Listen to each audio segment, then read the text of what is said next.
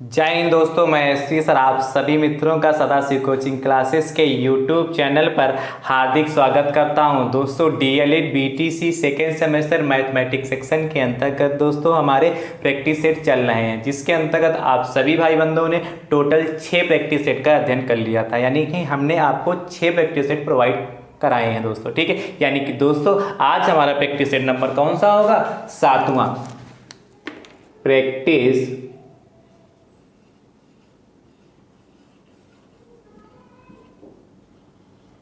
Set दोस्तों कौन सा है? 7 नंबर।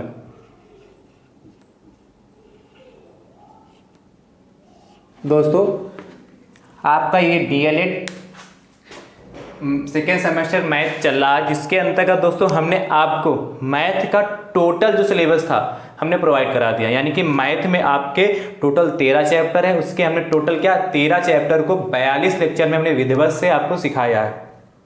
टोटल जो 13 चैप्टर उसको हमने 42 लेक्चर में विधिवत से आपको हर बात को बहुत ही आसान भाषा में और हर टाइप टॉपिक को छूने का पूरा प्रयास किया और हर टाइप के प्रश्न दोस्तों हमने कराए।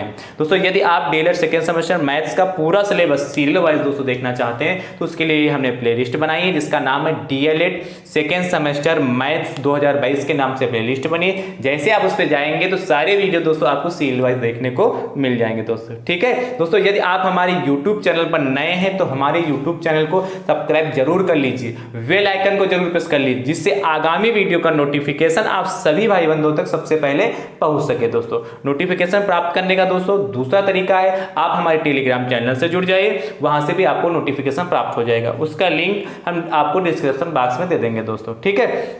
दोस्तों जो हमारे प्रैक्टिस सेट चल रहे हैं इसको भी यदि आप सीरियल वाइज देखना चाहते हैं तो इसके लिए भी हमने प्ले लिस्ट बनाई है, जिसका नाम है DElEd second semester maths practice set 2022, ठीक है। उस पर जाएंगे तो सभी प्रैक्टिस सेट आपको सीरियल वाइज दोस्तों देखने को मिल जाएंगे। दोस्तों चलिए आज का जो प्रैक्टिस सेट नंबर 7 है इसमें क्वेश्चन देखते हैं कौन से। दोस्तों आज का प्रैक्टिस सेट बहुत ही अच्छा है और बहुत ही आसान है और यहाँ से 1 नंबर या 2 नंबर के प्रश्न खूब पूछे जाते हैं और बहुत अच्छे प्रश्न दोस्तों सेलेक्ट करके लाए। देखिए और जो आपके एग्जाम में आए हुए भी हैं। देखिए पहला प्रश्न क्या कहता है? कहता है एक कच्छ की लंबाई 11 मीटर, एक कच्छ की लंबाई 11 मीटर कामा चौड़ाई दोस्तों 8 मीटर तथा ऊंचाई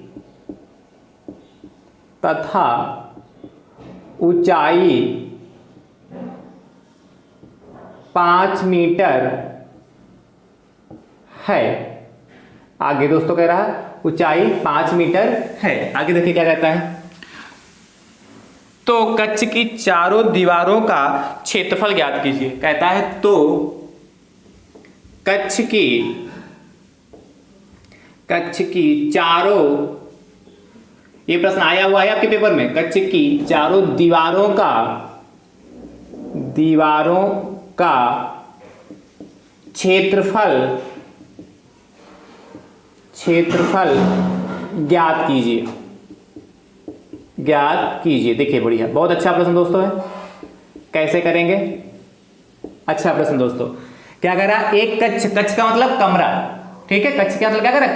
कमरा की बात कर रहा है। कह रहा है एक कच्छ की लंबाई 11 मीटर है, जो कच्छ हमारा 11 मीटर लंबा है और उसकी जो चौड़ाई है 8 मीटर है और जो ऊंचाई उसकी जो हाइट है वो 5 मीटर है। तो कह रहा है कच्छ की चारों दीवारों का क्षेत्रफल ज्ञात कीजिए। तो ध्यान से समझिए दोस्तों, सबसे पहले हमने कैसे बताया था लगाने के लिए क्वेश्चन। सबसे पहले क्या लिखते हैं? दिया है, तो लिख लीजिए सबसे पहले दिया है। क्या दे रखा दोस्तों? सबसे पहले कच्छ की लंबाई, तो लिखो कच्छ की लंबाई बराबर दोस्तों कितनी हो जाएगी हमारी? 11 मीटर। तो क्वेश्चन में ही दे रखा है। आगे देखिए क्या कह रहा है? चौड़ाई, तो लिखो कि कच्छ की चौड़ाई। ये प्रश्न दोस्तों आपके एग्जाम में 2 नंबर में पूछा जा सकता है, तो आप विधिवत से जैसे लगा रहे हैं ऐसे ही लगाइएगा, ठीक दोस्तों।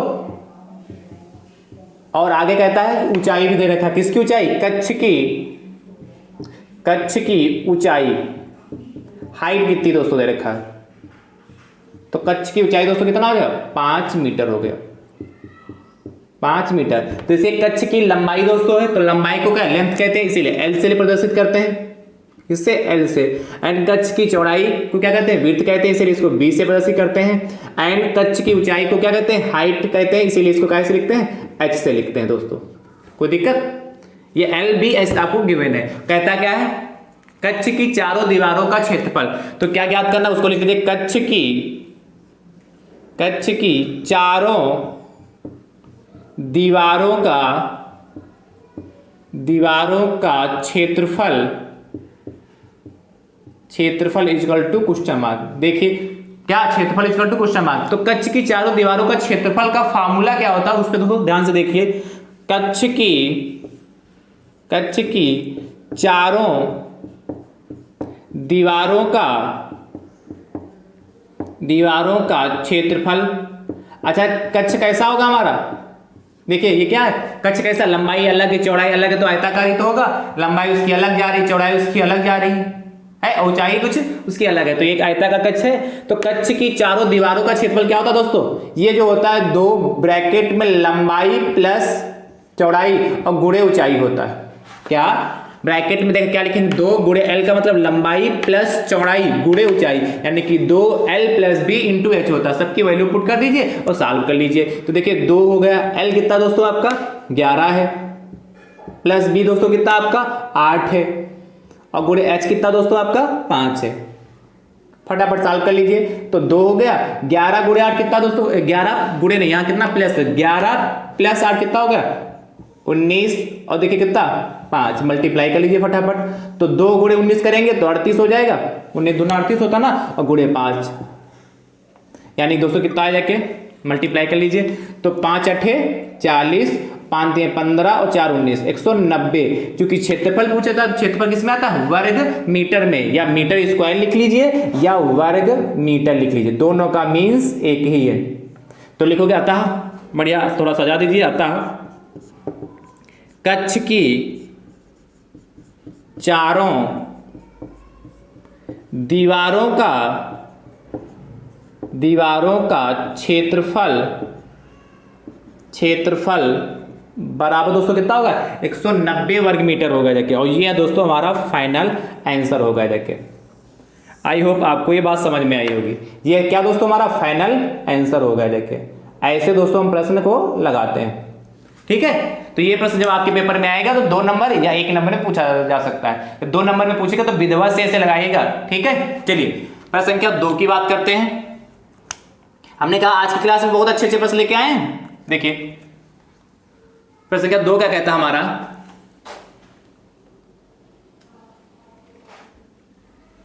कहता है सर्व समीकरण का प्रयोग कर। देखिए प्रश्न संख्या 2 को देखते हैं ध्यान से। कहता है सर्व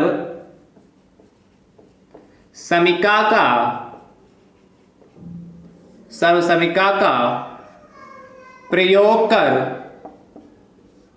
कर, ठीक है, 10.2 गुणे 9.8 का मान बताइए या ज्ञात कीजिए। तो ध्यान समझिए, आप सोच रहे सर ये कितना आसान प्रश्न है।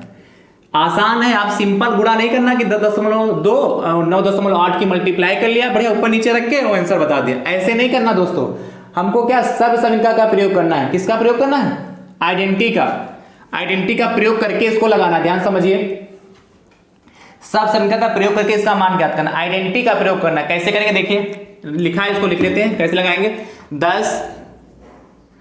10.2 गुणे 9 दोस्तों कितना है 8 है। 10.2 गुणे 9.8 है। देखो इसको हम ये ले सकते हैं, ध्यान समझिए। 10.2 को 10 प्लस का 0.2 रखेंगे, लिख सकते हैं कि नहीं लिख सकते हैं, आप बताइए लिख सकते हैं कि नहीं। क्योंकि 10 प्लस 0.2 को ऐड करेंगे तो यही तो प्राप्त होगा। नहीं समझ में आए तो हमको दिखा दें। 10 लिखा, यहाँ पॉइंट लगा के जीरो लगा लिया, तो पॉइंट के बाद चाहे जितने जीरो लगे उससे कोई इफेक्ट नहीं पड़ता, उसके बाद नंबर नहीं होना चाहिए। और जीरो आपको पता पॉइंट के नीचे पॉइंट लगाते हैं, फिर जीरो तो सिर्फ इसकी शोभा बढ़ा रहा है। ठीक, इसको ऐड कर लीजिए तो देखिए 0 2 कितना 2 हो रहा, पॉइंट के नीचे पॉइंट, ये 0 10, तो देखिए हम लिख सकते हैं कि नहीं, देखो 10.2 ही तो आया, यानी कि इसको ऐड करेंगे तब भी 10.2 ही आएगा, तो यानी कि इसको हम ये लिख सकते हैं। इसी प्रकार 9.8 को हम लिख सकते हैं 10 माइनस का 0.2, कैसे 9.8 है, इसको देखिए लेस कर लीजिए इसमें से, यदि यही आ जाए तो इसको हम लिख सकते हैं कि नहीं लिख सकते हैं, तो 10 इसके अगर पॉइंट लगा के 0 लगा लिया, कोई दिक्कत। और आपको पता है पॉइंट के नीचे ही रहेगा, चाहे जोड़ हो चाहे घटाना हो, पॉइंट हमेशा पॉइंट के नीचे रहता है, इसलिए कितना होगा 0 होगा, ये 2 होगा, घटा लीजिए इसमें से। देखिए यहां से ऐसे लेंगे तो 10 में से 2 जाएगा दोस्तों, कितना बचेगा 8, ठीक है। यहाँ कितना बचा देखिए 9 में से 0 गया तो 9, तो 9.8 है, यानी कि इसको हम लिख सकते हैं। कोई डाउट कोई समस्या दोस्तों, यहां तक ध्यान से देखिए, जब कोई डाउट कोई समस्या हो तो बताइए, कर लेंगे ना ये सब। चलिए अब देखिए किसका फॉर्मूला बनना है, देखिए बहुत आसान है ना, फॉर्मूला किसका बनना है, देखो कि चूंकि इसके आगे फॉर्मूला देखिए हम लिख रहे हैं, आपको ये याद आ जाएगा, a² माइनस b² कराया था ना हमने क्वेश्चन, a² माइनस b² क्या होता है, a प्लस बी और नेक्स्ट ब्रैकेट में कितना a माइनस बी।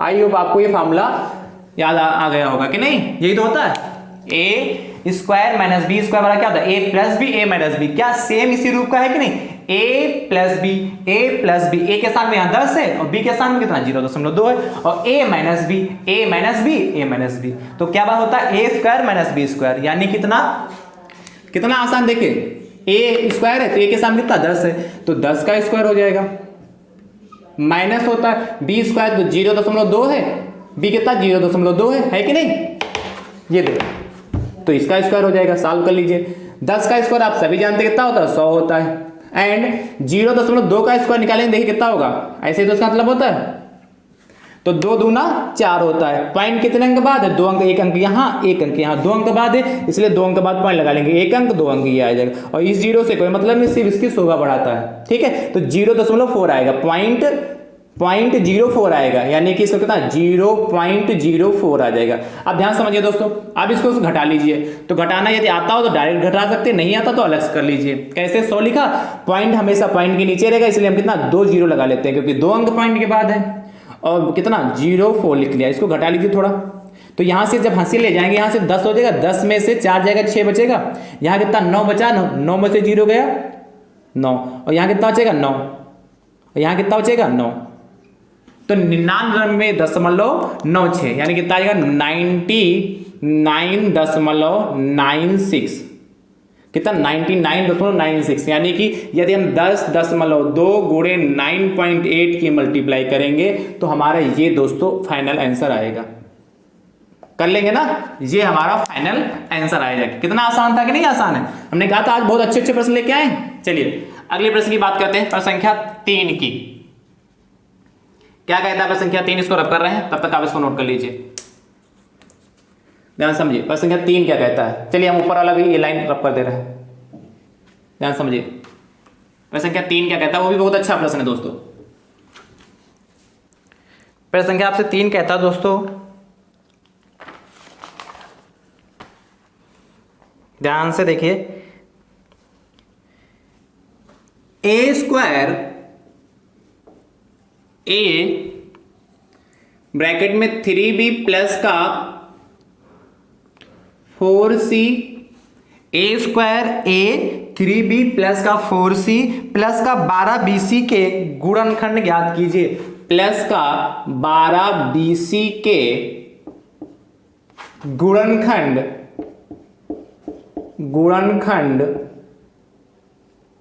ज्ञात कीजिए। दोस्तों साथ में लगाते रहिएगा, क्योंकि ये तो प्रैक्टिस चल रहा ना, तो आप साथ में लगा सकते हैं। फटाफट क्वेश्चन नोट करिए और साथ में इसको लगाइए, ठीक है। हमको समझाना होता, आपको सिर्फ लगाना तो बहुत जल्दी लगा लेते होंगे ना, और ये डाउट है तो आप देखते भी रहिए साथ में। चलिए कैसे लगाएंगे ध्यान से समझिए। पहले हम क्वेश्चन को नोट कर लेंगे। सोल्यूशन में a² प्लस का कितना a² प्लस का a है, ब्रैकेट में कितना 3b प्लस का 4c और प्लस का कितना 12bc। थोड़ा देखिए कैसे सॉल्व करेंगे, ध्यान से देखिए। ये a² ऐसे रहा, प्लस का इसकी मल्टीप्लाई इससे कर देंगे, तो आपको पता है चर की मल्टीप्लाई चर से होती है, अचर की मल्टीप्लाई अचर से होती है। यानी कि देखिए 3 इंटू ए बी की मल्टीप्लाई करेंगे 3ab हो जाएगा, और प्लस इधर देखिए यहाँ 4ac हो जाएगा, ac प्लस है तो प्लस प्लस प्लस ही होगा 4 हो गया, और यहाँ का ये a होगा ac होगा, प्लस का कितना 12bc होगा। देखिए आई होप आपको ये बात समझ में आ गई होगी। अब देखिए इन दोनों में कॉमन ले लेंगे पहले, और फिर उसके बाद इन दोनों में कॉमन मिल जाएगा। देखिए कैसे, देखिए कॉमन क्या होता है, जो दोनों में होता है, दोनों में देखिए यहाँ भी a है यहाँ भी a, तो a कॉमन हो जाएगा, और जब कॉमन लेते हैं तो उससे क्या करते हैं डिवाइड करते हैं। तो जब a स्क्वायर को a से डिवाइड करेंगे तो a ही तो बचेगा, भाग करेंगे, यहाँ से a बाहर आ गया तो कितना बचेगा प्लस का 3b, इसको भाग करेंगे तो b भी कैंसिल हो जाएगा, 3b ही तो बचेगा। यहाँ देखिए इन दोनों में कॉमन क्या मिल रहा है, देखिए 4 मिल रहा है, 4 3 12 होता है इसलिए 4 भी कॉमन मिल गया, एंड देखिए और कुछ मिल रहा है c मिल गया, देखिए c भी कॉमन मिल रहा है, तो क्या ब्रैकेट में बचेगा, क्या बचेगा 4c, ब्रैकेट में देखिए a बचेगा भाई, इससे जब इसको भाग करेंगे तो 4 भी कैंसिल हो जाएगा, c भी कैंसिल, बचेगा तो a ही, और इसमें देखिए 4 तो 4 3 भाग करें 4 3 12 हो गया, और c से c कट जाएगा, कितना बचेगा b। ध्यान समझिए a प्लस 3b और a प्लस 3b पुनः कॉमन मिल गया।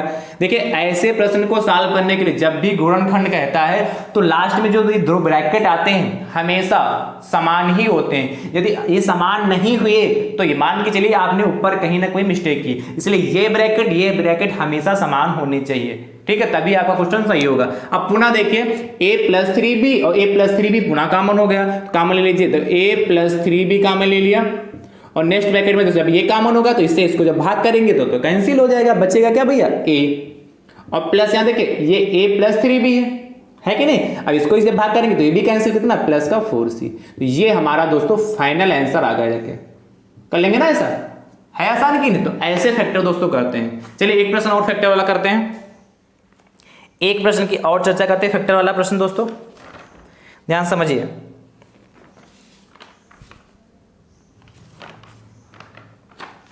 ध्यान से देखिएगा भैया दोस्तों, अच्छा प्रश्न है ना, इसको रख करते हैं। चलिए एक प्रश्न और कराते हैं फैक्टर वाला। दोस्तों यदि आपको वीडियो पसंद आ रहा हो तो दोस्तों शेयर जरूर करते रहिए, ठीक है, क्योंकि आप जब शेयर करते हैं, कमेंट करते हैं और लाइक करते हैं तो आपके कमेंट लाइक शेयर से ही हम समझते हैं कि हमारे भाई बंधु कितने देख रहे हैं और हमारी पढ़ाई हुई बात कितने लोगों को समझ में आ रही, तो हमारा लोगों का क्या हौसला और बढ़ता है, और ये मन करता है कि ज़्यादा से ज़्यादा अच्छे से अच्छे क्वेश्चन और कराए जाए। इसलिए दोस्तों आप शेयर जरूर करते रहिए। चलिए एक प्रश्न और कराते हैं। देखिए एक्स स्क्वायर प्लस का 5x प्लस 6 के गुणन खंड कीजिए। ऐसा भी दोस्तों हमने प्रश्न कराया। देखिए यदि आपने जितना भी हमने सिलेबस कराया है विधिवत से आपने देखा होगा तो सभी प्रश्न आप लगा पा रहे होंगे, मुझे तो उम्मीद है दोस्तों। कमेंट करके बताइए भी क्या आप सभी प्रश्न लगा पा रहे हैं कि नहीं लगा पा रहे हैं। कोई डाउट हो तो पूछते भी रहिए दोस्तों, आप बताते रहिएगा कि सर हाँ इस प्रैक्टिस सेट में हमारे इतने प्रश्न लग गए हैं। जितने प्रश्न हम कराते हैं आप चेक करिएगा, क्या बताइएगा कि सर क्या हम इतने प्रश्न, हम 5 प्रश्न कराएं 6 प्रश्न कराएं तो बताइए सर हमने इतने 2 प्रश्न लगा लिए, 3 प्रश्न लगा लिए, 4 प्रश्न अपने आप से लगा लिए। तो दोस्तों आप कमेंट करके जरूर बताइएगा कितने प्रश्न आप लगा पाए कि नहीं लगा पाए। प्रैक्टिस का मतलब क्या, आपको स्वयं कितने प्रश्न आते हैं, है कि नहीं। तो आप कमेंट करके जरूर बताइएगा कितने प्रश्न आप लगा पा रहे हैं कि नहीं लगा पा रहे, कितने लगे कितने नहीं लगे। जो लग गए बहुत अच्छी बात है, और जो नहीं लगे तो उनकी दोबारा प्रैक्टिस करके दोबारा लगा लीजिए। चलिए कैसे इसके फैक्टर करेंगे देखिए ध्यान से। क्या x square plus 5x plus 6 इसको नोट कर लिया। हमने फैक्टर ऐसे जब भी आपको दे रखा होता था तो हमने एक तरीका बताया। सबसे पहले क्या, लास्ट वाले को उठा लेते हैं, उसकी मल्टीप्लाई, यहां यदि कुछ नंबर लिखा होता तो उसकी मल्टीप्लाई मुझसे करते हैं। ये किस रूप की इक्वेशन है, इसको ऐसे ax square plus bx plus c इस रूप में लिखा है देखो। तो इसकी सबसे पहले क्या करते हैं, ये c की मल्टीप्लाई इससे करते हैं, a से क्या करते हैं c की मल्टीप्लाई a। तो यहां तो a क्या है, एक्स स्क्वायर का क्या है गुणांक है, कोफिशिएंट है। तो यहां एक्स स्क्वायर का गुणांक कितना है, कितना है 1 है कि नहीं 1 है, यहां 1 मान सकते कि नहीं। तो 6 की मल्टीप्लाई 1 से करेंगे तो 6 ही दोस्तों रहेगा। अब उसके बाद क्या करते थे, हमने कहा इसके बाद यहां तुरंत मल्टीप्लाई लगा लीजिए। जो हुआ a एंड c की मल्टीप्लाई कर ली और यहां पे तुरंत बराबर लगा के मल्टीप्लाई का चिन्ह लगा लिया। अब देखिए 6 के पहले क्या है साइन है, प्लस का है, तो तुरंत गुणे के नीचे प्लस लगा लिया, यहां पे एक बराबर लगा लिया। क्या 6 के पहले यानी कि सी के पहले जस्ट जो साइन चिन्ह होगा वो तुरंत उसके गुणे के नीचे लिख लेंगे और फिर बराबर लगा लेंगे। अब देखेंगे x का गुणांक, x का कोफिशिएंट देखेंगे तो x का गुणांक दोस्तों कितना 5, उसको लिख लेंगे। चिन्ह से कोई मतलब नहीं, चाहिए माइनस होगा तब भी हम चिन्ह नहीं लिखेंगे, सिर्फ नंबर लिखेंगे। अब देखो ध्यान समझिए, 6 के हमें ऐसे फैक्टर करने हैं, 6 के ऐसे गुणनखंड करने हैं, यदि हम गुणा करें दोस्तों तो 6 आए, और उन्हीं फैक्टरों को यदि हम ऐड कर दें तो हमारा कितना आ जाए, 5 आ जाए। ऐड करने, यहाँ प्लस लगा होगा तो कहेंगे ऐड कर दें, यदि माइनस लगा होगा तो कहेंगे घटा दें। तो देखिए 3 दूनी 6, 3 गुणे 2 हो गया, और यहाँ कह रहा 3 प्लस 2 हो गया। 3 गुणे 2 करेंगे तब भी 6 आएगा, और जहां 3 प्लस 2 करेंगे तब भी 5 आएगा। तो जहां पर 5 है वहां पर कितना 3 प्लस 2 लिख लेंगे। ध्यान समझिए कैसे। तो दोस्तों एक्स स्क्वायर प्लस का कितना 3 प्लस 2, इस 5 के स्थान पर कितना लिखा 3 प्लस 2 एक्स प्लस का 6 हो गया। ध्यान से समझिए। आप देखिए एक्स स्क्वायर ब्रैकेट ओपन कर लें तो एक्स की मल्टीप्लाई 3 से करेंगे तो 3x हो जाएगा चिन्ह के साथ, और इसके देखिए यहाँ प्लस तो यहाँ भी प्लस प्लस प्लस प्लस सही होता है, यहाँ भी प्लस यहाँ भी प्लस, तो प्लस प्लस प्लस, और 2 इंटू एक्स की मल्टीप्लाई 2x प्लस 6 हो गया। देखिए अब देखिए इन दोनों में कॉमन फिर से मिल जाएगा। क्या कॉमन मिलेगा, फिर से क्या मतलब कॉमन मिलेगा। इसके पहले भी क्वेश्चन लगाया तो उसमें भी कॉमन लिया था कि नहीं। अब देखिए यहाँ भी x है यहाँ भी x है, तो x कॉमन हो जाएगा, तो ब्रैकेट में x से इसको डिवाइड करेंगे तो x बचेगा। x कॉमन ले लिया तो कितना प्लस का सिर्फ 3 बचा जाके। इसी प्रकार इसमें देखिए 2 कॉमन मिलेगा, 2 कॉमन ले लिया, 2 से इसको डिवाइड करेंगे 2 कैंसिल हो जाएगा, क्या x बचा जाके। 2 से 6 को क्या 6 को 2 से डिवाइड करेंगे तो कितना बचेगा 2 3 6 3 बचेगा, यानी कितना। अब देखिए पुनः कॉमन मिल गया। हमने कहा था ये ब्रैकेट दोनों सेम आने चाहिए, आया कि नहीं आए, तो x प्लस 3 यही हो गया देखिए हमारा, और कॉमन हो गया। तो यहाँ कितना बचेगा x, और इधर कितना बचेगा 2। है आसान कि नहीं आसान, हो गया आंसर, ये फाइनल आंसर आ गया हमारा। तो बहुत आसान है, कठिन कुछ नहीं, बस आपको समझना है। प्रश्न संख्या 5 की बात करते हैं, और प्रैक्टिस भी करा रहे हैं, तो हम विधवा से एक बात बता रहे हैं, जिससे क्या हो, यदि किसी भाई बंधु को यदि कंफ्यूजन हो पिछले क्वेश्चनों में तो वो भी दूर हो जाएगा। तो इसलिए प्रैक्टिस आपके लिए बहुत इंपॉर्टेंट है। देखिए अगला प्रश्न कहता है, ध्यान समझिए। अगला प्रश्न दोस्तों बहुत अच्छा प्रश्न है, कहता है यदि, ये भी दोस्तों बहुत अच्छा प्रश्न है, यदि √3 की पावर 5 गुणे 9 की पावर 2 बराबर 3 की पावर n इंटू 3√3, 3 की पावर n इंटू 3√3 हो तो n का मान ज्ञात कीजिए। हो तो इसको रखो ना भैया, हो तो n का मान ज्ञात कीजिए। देखिए कैसे ज्ञात करेंगे, अच्छा प्रश्न दोस्तों ये भी है, ठीक है। ध्यान से देखिए कैसे ज्ञात करेंगे भैया। पहले प्रश्न जो दे रखा है उसको हम नोट कर लेते हैं। n की वैल्यू हमको फाइंड करनी है। क्या दे रखा है, √3 की पावर 5 इंटू कितना 9 स्क्वायर इजकल टू 3 की पावर n इंटू 3√3। ध्यान समझिए कैसे सॉल्व करेंगे। देखिए √3 की पावर 5 का मतलब क्या हुआ दोस्तों, ध्यान समझिए। √3 की पावर 5 का मतलब √3 इंटू √3 इंटू √3 इंटू √3 इंटू √3 कितनी बार 5 बार। तो देखिए आपको पता है √3 इंटू √3 की मल्टीप्लाई करते हैं तो 3 आता है, इंटू √3 इंटू √3 की मल्टीप्लाई करेंगे तो कितना आएगा 3 आएगा, और एक रूट ऐसे ही हमारा रह जाएगा। तो यानी कि 3 गुणे 3 होगा, 3 गुणे 3 होगा, तो यानी इसको हम लिख सकते हैं कितना 3 गुणे 3 9 हो जाएगा, लिख सकते हैं कि नहीं। और ये √3 हमारा ऐसे ही रहा, यानी कि √3 की पावर 5 को हम 9√3 लिख सकते हैं कि नहीं लिख सकते हैं, लिख सकते हैं ना भैया। आगे देखिए 9 स्क्वायर ऐसे ही रहा। अच्छा 9 स्क्वायर को देखो हम ऐसे लिख सकते हैं, 9 स्क्वायर जो है इसको 3 का स्क्वायर लिख सकते हैं, कोई दिक्कत भाई। 9 को हम 3 का स्क्वायर 9 ही रहेगा, स्क्वायर कर लिया, बराबर 3 की पावर n ऐसे रहा, और ये जो नेक्स्ट वाला 3 इंटू √3 ऐसे रहा, ठीक है। ध्यान समझिए। अब जो ये 3 की पावर n आपको ऐसे ही रखिए, इसके मल्टीप्लाई में जो है वो इसके बटे में भेज दीजिए। क्या हमने कहा, जो चीज गुणे में होती है बटे में जाती है ना, तो हम इसको देखें 9√3 इंटू देखिए 3 की पावर 2 है, और इसकी मल्टीप्लाई करेंगे तो 2 दूना दोस्तों कितना हो जाएगा 4 हो जाएगा, बराबर कितना 3 की पावर है। अब ध्यान समझिए ये गुणे में था तो बटे में इधर आ जाएगा, 3 इंटू √3 है, तो ये कितना था यहाँ पर 3 के पावर n। तो ध्यान समझिए, देखिए ये कितना √3 से √3 कैंसिल हो गया, 3 एकम 3 और 3 तियां 9। तो दोस्तों कितना बचा जाके हमारे पास, ध्यान से देखिए भैया, अब देखिए 3 ये बचा जाके 3 इंटू 3 की पावर 4 बराबर दोस्तों कितना 3 की पावर n बचा जाके, नीचे तो 1 बचा, कोई मतलब ही नहीं। अब देखिए आपको पता है मल्टीप्लाई में पावर दोस्तों क्या होती है, ऐड होती है, यानी गुणे में घाते जुड़ती हैं। इसलिए देखिए इसकी 3 की पावर 1 है, तो 3 की पावर 1 और प्लस 4 कितना 5 हो जाएगा, ये तो आपको आता है, बराबर कितना 3 की पावर n। अब देखिए जब आधार समान होते हैं दोस्तों तो उनकी घातें आपस में बराबर हो जाती है। क्या, जब आधार समान होते हैं तो उनकी घातें आपस में बराबर हो जाती है। इसीलिए कितना, देखिए यहाँ आधार समान है यानी कि n बराबर दोस्तों कितना हो जाएगा 5। यही तो पूछा था से आपसे n की वैल्यू पूछी थी, लिखोगे अतः n बराबर दोस्तों कितना हो गया आपका 5। ये फाइनल आंसर आ गया। कोई दिक्कत है, आसान की नहीं आसान है, कर सकते हैं कि नहीं कर सकते हैं दोस्तों। चलिए अगले प्रश्न की बात करते हैं, प्रश्न संख्या 6 की।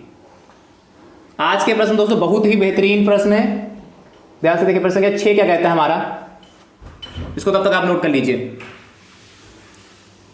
देखिए प्रश्न संख्या 6,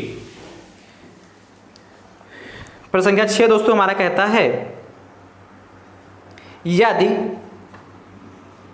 यदि x प्लस वाई का होल ऑफ स्क्वायर बराबर एक्स स्क्वायर प्लस का वाई स्क्वायर प्लस का 2xy हो तो आपसे एक वैल्यू पूछ रहा हो तो X square plus Y square plus 2xy अपान x प्लस वाई का मान, इस लाइन को रख करें दोस्तों, का मान ज्ञात कीजिए। ध्यान से देखिए कितना अच्छा प्रश्न है और बहुत आसान प्रश्न है, ठीक है। इसको रख कर रहे हैं, कैसे फाइंड करेंगे देखिए क्या कहा, यदि x प्लस वाई का होल ऑफ स्क्वायर, ये आइडेंटिटी है कि नहीं, सर्व समीकरण है कि नहीं, x प्लस वाई का होल ऑफ स्क्वायर आपको दे रखा है, एक्स स्क्वायर प्लस का वाई स्क्वायर प्लस का 2xy दे रखा। आपसे वैल्यू किसकी पूछी है, एक्स स्क्वायर प्लस का वाई स्क्वायर प्लस का 2xy अपान एक्स स्क्वायर प्लस का वाई, नहीं x plus Y equal to question mark, ये हमारा दिया है में चला गया। अब देखिए क्या हम कर सकते हैं, ध्यान समझिए, जहां पर इसको सॉल्व कैसे करेंगे, देखिए एक्स स्क्वायर प्लस का वाई स्क्वायर प्लस का 2xy, सोल्यूशन की ओर चल रहे हैं, x प्लस वाई, ध्यान समझिए, ये देखिए एक्स स्क्वायर प्लस का वाई स्क्वायर प्लस 2xy किसके बराबर है, एक्स स्क्वायर प्लस का वाई स्क्वायर प्लस 2xy किसके बराबर, x प्लस वाई के होल ऑफ स्क्वायर। तो इसके स्थान पर हम लिख सकते हैं x प्लस वाई का होल ऑफ स्क्वायर और अपान ये नीचे क्या x प्लस वाई है। तो देखिए ऊपर भी x प्लस वाई का होल ऑफ स्क्वायर, यानी कि ऊपर x प्लस वाई इंटू एक ब्रैकेट में x प्लस वाई है, दूसरे ब्रैकेट में x प्लस वाई कितना लिखा, 2 बार लिखा, नीचे 1 बार लिखा, इसलिए x प्लस वाई से इसकी पावर कैंसिल हो जाएगा, क्या बचेगा, पावर 1 बचेगा कि नहीं बचेगा। यानी कहने का मतलब है दोस्तों हमारा एक्स स्क्वायर प्लस का वाई स्क्वायर प्लस का 2xy अपान कितना x प्लस वाई बराबर दोस्तों हमारा जो आएगा कितना x प्लस वाई। ये हमारा दोस्तों फाइनल आंसर हुआ जाके, कुछ है इसमें दम है कि नहीं, बहुत आसान था कि नहीं आसान था। चलिए अगले प्रश्न की बात करते हैं, प्रश्न संख्या 7 की। प्रश्न संख्या 7 इसको रब कर दें, चलिए देखिए प्रश्न संख्या 7 क्या कहता है हमारा,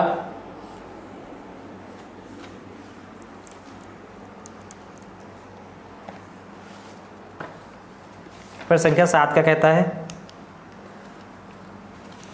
है 23 की क्रमागत विषम संख्या होगी, 23 की क्रमागत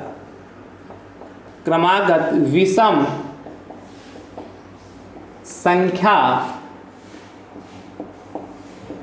होगी, विषम संख्या होगी। ध्यान से समझिए, ऑप्शन दे रखे हैं, ये ऑब्जेक्टिव में क्वेश्चन पूछा जा सकता है दोस्तों, तब करें इसको। चलिए वैसे आपके दिमाग में आ चुका होगा इसका आंसर कि नहीं, चलिए कमेंट करके बताइए। फर्स्ट ऑप्शन कहता है दोस्तों आपसे, पहला ऑप्शन देखिए ध्यान से, फर्स्ट ऑप्शन दोस्तों आपके पास है 23, सेकेंड ऑप्शन आपके पास है 25, थर्ड ऑप्शन आपके पास दोस्तों है 27 एंड फोर्थ ऑप्शन आपके पास दोस्तों है 29। आपसे क्या है, ध्यान समझिए, ये 4 ऑप्शन आपको दे रखे हैं। कहा है 23 की क्रमागत विषम संख्या होगी, मतलब जो 23 क्रमागत, तो 23 के बाद दोस्तों कौन सा नंबर आता है, 23 के बाद दोस्तों, 23 के बाद क्रमागत मतलब 24 आएगा। तो क्या 24 हमारी विषम संख्या है? नहीं है ना, 24 तो हमारी कैसी संख्या है, सम संख्या है, तो यानी कि ये तो नहीं हो सकती। इसके बाद कौन सा आएगा, 24 के बाद दोस्तों कौन सी आएगी, 25 आएगी। क्या 25 हमारी विषम संख्या है? हाँ दोस्तों, 25 हमारी कैसी विषम संख्या है, ऑड नंबर है, ठीक है। इसीलिए 23 की क्रमागत विषम संख्या दोस्तों कौन सी हमारी हो जाएगी, 25। ये ऑप्शन हमारा सही हो जाएगा। है आसान कि नहीं आसान है, कर लेंगे ना ऐसे। तो ऐसा भी प्रश्न आपके पेपर में ऑब्जेक्टिव में पूछा जा सकता दोस्तों, इसलिए इस प्रश्न को बड़े ही ध्यान से दोस्तों लगाइएगा। चलिए अगला एक प्रश्न और देख लीजिए, आगे क्या कहता है अगला प्रश्न, देखिए बहुत अच्छा है। 8वां प्रश्न हमारा क्या कहता है, इसको रख पाते हैं, लिख लिया हो ना। देखिए 8वां प्रश्न भी बहुत अच्छा है, कहता है एक त्रिभुज का क्षेत्रफल, 8वां प्रश्न, एक त्रिभुज का क्षेत्रफल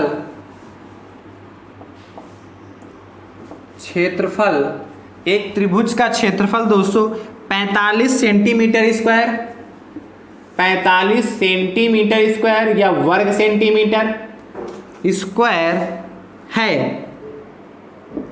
इसका आधार 15 सेंटीमीटर तथा इसका आधार, ऐसे लिख लिए, 45 सेंटीमीटर स्क्वायर तथा आधार 15 सेंटीमीटर है, 15 सेंटीमीटर है। ध्यान से समझिए दोस्तों, क्या कहता है, आधार हमारा कितना कह रहा, 15 सेंटीमीटर है। तो आगे दोस्तों आपसे कहता है त्रिभुज की संगत ऊंचाई ज्ञात कीजिए। त्रिभुज की संगत ऊंचाई ज्ञात कीजिए। ध्यान से देखिए दोस्तों, बहुत अच्छा प्रश्न है, बहुत छोटा प्रश्न है। ऐसा प्रश्न दोस्तों आपके पेपर में 1 नंबर में पूछा जा सकता है। ध्यान समझिए कैसे लगाएंगे इसका। एक त्रिभुज का क्षेत्रफल दोस्तों आपको कितना देखा, 45 सेंटीमीटर स्क्वायर दे रखा, तथा आधार दोस्तों आपको कितना देखा, 15 सेंटीमीटर दे रखा है। तो आपसे क्या कहा, त्रिभुज की संगत ऊंचाई ज्ञात कीजिए। ध्यान समझिए, तो लिखोगे क्या, दिया है दोस्तों क्या आपके पास, एक त्रिभुज का क्षेत्रफल, तो लिखोगे त्रिभुज का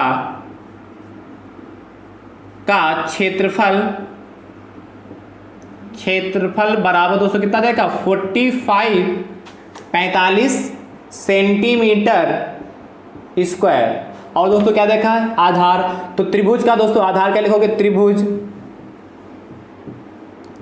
का आधार कितना दोस्तों, बेस कितना है, 15 सेंटीमीटर है। देखते जाइए दोस्तों, बहुत आसान प्रश्न ये भी है। पूछा क्या है, संगत ऊंचाई, क्या पूछा है, तो त्रिभुज की संगत ऊंचाई, तो लिखोगे त्रिभुज की संगत ऊंचाई is equal to question mark. तो फॉर्मूला आपके पास क्या होता है, त्रिभुज का क्षेत्रफल बराबर दोस्तों, क्षेत्रफल बराबर क्या होता है, 1/2 क्या, आधार गुणे ऊंचाई। तो आधार गुणे दोस्तों कितना, ऊंचाई, संगत ऊंचाई। तो देखिए हमारा त्रिभुज का क्षेत्रफल दोस्तों कितना, 45 दे रखा है, तो यहाँ वैल्यू डाल दीजिए 45 बराबर 1/2, आधार कितना दे रखा है, त्रिभुज का आधार कितना, 15 दे रखा है, एंड ऊंचाई कितना, त्रिभुज की संगत ऊंचाई नहीं पता है तो चाहे ऊंचाई लिख दीजिए, और ये ज्यादा या तो या खाली ऊंचाई ही लिखा रहने दीजिए, या मानना चाहते थे हम मान सकते हैं, माना त्रिभुज की ऊंचाई की संगत ऊंचाई h सेंटीमीटर है, कितनी, h सेंटीमीटर है, इसलिए ऊंचाई कितना होगा, h, यहाँ आप लिख सकते हैं, या डायरेक्ट आप खाली ऊंचाई लिख देते तब भी हो जाता। आप ध्यान समझिए, इसकी क्रॉस मल्टीप्लिकेशन कर सकते हैं ना, तो 45 2 गुणे कितना हो जाएगा, 45 गुणे 2 बराबर कितना होगा, 15 गुणे h, और आपको पता जो चीज़ गुणे में होती भैया वो कहाँ जाती है, बटे में। इसीलिए यहाँ से h बराबर कितना हो जाएगा, 45 गुणे 2 बटे दोस्तों कितना 15। कोई दिक्कत, h के गुणे में 15 था इसीलिए 15 बटे में चला गया इसके इस दूसरे साइड में। तो 15 एकम 15 और 15 तिया 45 हो गया जाके, यानी कि h बराबर दोस्तों हमारा कितना आ जाएगा 6, 3 दूनी 6 सेंटीमीटर, कितना 6 सेंटीमीटर आ गया। तो लिखोगे अतः, फाइनल आंसर क्या लिखोगे, अतः। इसके बाद हम यहाँ से लिखते हैं अतः त्रिभुज की संगत ऊंचाई बराबर दोस्तों कितनी 6 सेंटीमीटर। देखिए है कि नहीं, सब बहुत आसान आसान प्रश्न है, कुछ कठिन नहीं है। चलिए एक प्रश्न की दोस्तों हम और चर्चा कर लेते हैं, बहुत अच्छा प्रश्न वो भी दोस्तों है। देखिए प्रश्न संख्या 9 क्या कहता है, देखिए बहुत अच्छा प्रश्न 9 नंबर है। 9 नंबर क्या कहता है, ध्यान से देखिए, बहुत अच्छा प्रश्न दोस्तों 9 नंबर है आपका। X square 9 number, x square minus का x comma x cube plus का एक्स स्क्वायर प्लस का एक्स का मासा ज्ञात कीजिए, का मासा ज्ञात कीजिए। HCF फाइंड करना दोस्तों, का मासा ज्ञात कीजिए। देखिए कैसे फाइंड करेंगे, ऐसा भी प्रश्न आपके पेपर में खूब आता है दोस्तों। कैसे फाइंड करिए, देखिए ध्यान से, इसको रब कर रहे हैं।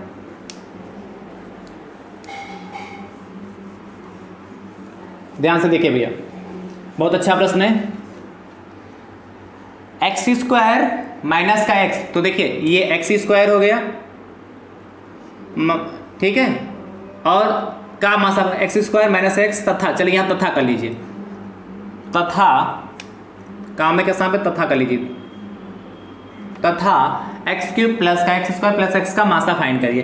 तो दोस्तों एक्स स्क्वायर माइनस एक्स है, इसको दोस्तों हम क्या देखिए दोनों में कॉमन क्या है, एक्स कॉमन है तो एक्स कॉमन ले सकते हैं। तो क्या बचेगा, जब एक्स कॉमन ले लिया इसमें से तो एक्स ही तो बचेगा भाई, एक्स से इसको भाग करेंगे तो एक एक्स कैंसिल हो जाएगा, बचेगा तो एक एक्स ही, और यहाँ से एक्स कॉमन लिए तो माइनस का 1 बचा जाके, कोई दिक्कत, इतना तो कर लेंगे ना। अब देखिए अगला क्या है, एक्स क्यूब प्लस का एक्स स्क्वायर और प्लस का एक्स है। देखिए इन तीनों में कॉमन क्या दिख रहा है, एक्स, तो x कॉमन ले लें। तो जब यहाँ से x कॉमन लिया तो यहाँ 3x थे, मतलब x की पावर 3 थे, x गुणे x 3 बार लिखा था। जब एक x कॉमन हो गया तो कितने x बचेंगे, x स्क्वायर, और इसी प्रकार जब इसको भाग करेंगे तो एक x से कैंसिल हो जाएगा, बचेगा कितना x, और यहाँ कितना दोस्तों बचेगा प्लस का 1। अब ध्यान से पूछा क्या मासा पूछा था, तो लिखोगे एक्स स्क्वायर माइनस एक्स तथा x cube plus x square plus x का मासा। मासा दोस्तों आपको मासा पता किसे कहते हैं, वह बड़ी से बड़ी संख्या जो दी गई सभी संख्याओं को पूर्णतया विभक्त कर दे, मासा कहलाता है। क्या, वह बड़ी से बड़ी संख्या जो दी गई सभी संख्याओं को पूर्णतया विभक्त कर दे, मासा कहलाता है। अब ध्यान समझिए, इसमें कॉमन आपको क्या नजर आ रहा है, दोनों में कॉमन क्या सेम क्या नजर आ रहा है, यहाँ भी x है यहाँ भी x है, बाकी इस अगले ब्रैकेट में कितना x, यहाँ ब्रैकेट में x माइनस 1, यहाँ कितना x square plus x plus 1, तो इसमें तो कुछ कॉमन है नहीं, यानी कि सिर्फ कॉमन क्या मिलेगा x, यानी इसका मासा कितना हो जाएगा x। ठीक है, मासा लिखोगे अतः एक्स स्क्वायर माइनस एक्स तथा एक्स क्यूब प्लस का एक्स स्क्वायर प्लस का एक्स का मासा बराबर, वैसे लिख चुके हो एक बार x, चाहे यहीं पे अतः लगा दीजिए चाहे दोबारा लिख दीजिए। ये दोस्तों हमारा फाइनल आंसर आ गया जाके। ऐसे दोस्तों हम प्रश्न लगाएंगे मासा के यदि आएंगे, यानी क्या कर लेंगे, सबसे पहले उसके हम फैक्टर कर लेंगे। फैक्टर हमने कर लिया तो x माइनस 1 आया जाके, इसके फैक्टर किया, मतलब फैक्टर करने का मतलब क्या, कॉमन ले लिया, कॉमन इसमें भी मिल गया, कॉमन इसमें मिल गया, इसके कितने x आया एक्स स्क्वायर प्लस का एक्स प्लस 1 बचा जाके। उसके बाद जो दोनों में कॉमन होगा उसको ले लेंगे, दोनों में कॉमन क्या x हमको दिख गया, क्या कहता मासा, वह बड़ी से बड़ी संख्या जो दी गई सभी संख्याओं को विभक्त कर दे। तो x ही एक ऐसा जो है, ये x ही एक संख्या ऐसी है, संख्या का x ही जो है यहाँ एक ऐसा है जो सबको क्या कर देता है, इस वाले को भी और इस वाले को भी पूर्णतः विभक्त कर सकता है, और कोई भी ऐसे इसमें नहीं है जो इसको विभक्त कर पाए। इसीलिए इसका मासा कितना हो जाएगा दोस्तों, x हो जाएगा। तो आई होप, मुझे उम्मीद है आपको ये बात समझ में आ गई होगी दोस्तों। तो दोस्तों आज का लेक्चर आपको, मतलब लेक्चर कहने का मतलब प्रैक्टिस सेट कैसा लगा दोस्तों, कमेंट करके दोस्तों जरूर बताइएगा। ठीक है, आप कमेंट करके जरूर बताइएगा कि आज का प्रैक्टिस सेट दोस्तों आपको कैसा लगा। और यदि कहीं पे दोस्तों डाउट है, कोई समस्या है, तो कमेंट करके अपने भाई से निशंक को दोस्तों पूछ सकते हैं। ठीक दोस्तों, थैंक यू सो मच दोस्तों, राधे राधे दोस्तों।